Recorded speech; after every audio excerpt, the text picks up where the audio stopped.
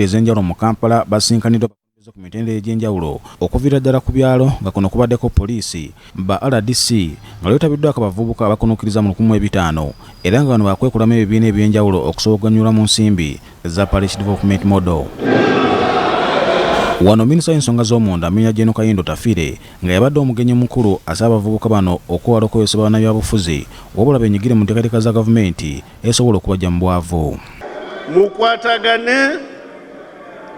Mukolagane ne gavumenti tulabe nti embeera eno gye mulimu mugivaamu. Embeera eno si ya lubeerera. I feel pain when I see our people drowning in the Mediterranean, going to resource-exhausted Europe and leaving resource-rich Africa. Meeya General Tafire agambye nti enkola Parshi Development Model yaleetebwa n'ekigenero ky'okuyamba abantu ng'abavubuka bano era bw'atyo n'abakuutira okugyettanira basobole okugiganyulwamu. Puroguramu eno omanyi twagezako okukola puroguramu eziyamba abantu naye nteeka kukkiriza mbasabe ekisonyiwo twakola ensobi. Sente twazisanga mukakunguuta nezitakola ki.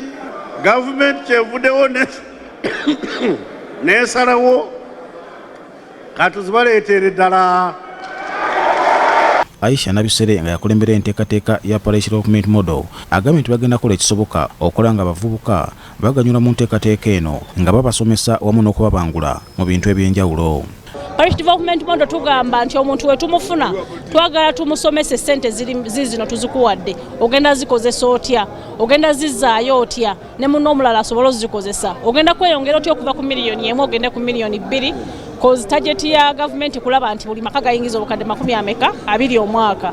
Twogeddeko n'amu ku bavubuka abeetayo mu nteekateeka eno era ne bawa ebirowoozo byabwe n'ebyo bye baagala gavumenti eteekeko essira. Tuttibwa olw'okuba nti oli agudde mu kasimu kiba kibi omuyayo okubba naye embeera etukakana ne tukwatayo tubula naye ate waliwo abakkiriza ne bagamba ebintu biveeko muzeeyi. Ffe twazaalibwa ku mulembe gwa Musabba tetulina gwe tumanyi, tetwamanya bw'obote tetwamanya bw'amini kino nani kati muzeeyi n'abaliddawo mmwe be tumanyi. Mwana mutubeereremu tuli bannayinte dogs mwana. Gavumenti yatongoza enteekateeka ya Parshi Development Model n'ekigendererwa ky'okukwatizaako bannayuganda nga beekolamu ebibiina by'obwegassi esobole okuyisaamu ensimbi okusobola okusitula embeera zaabwe n'okulwanyisa obwavu ng'esinziira ku miruka.